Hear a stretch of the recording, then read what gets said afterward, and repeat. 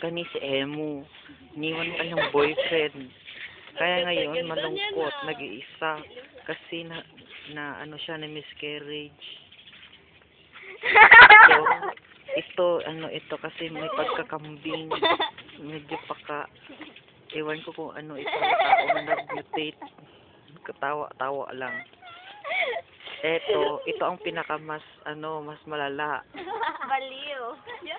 Na ito, nahawa ng virus doon sa Atlantic, doon, yung sa malapit sa Antarctica, good.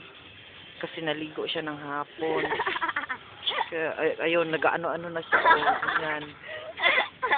Kawawa naman. So, please, kung sino man ang may malambot na puso, patigasin nyo na lang ang puso nyo kasi wala kayong magagawa.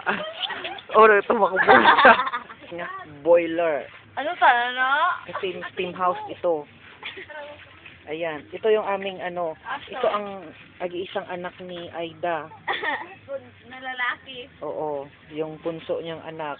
Lalaki. Pinakamamahal niyang anak. Kawawa naman, tinatali. Ina, si mama ni mo na nasa ibutang dira.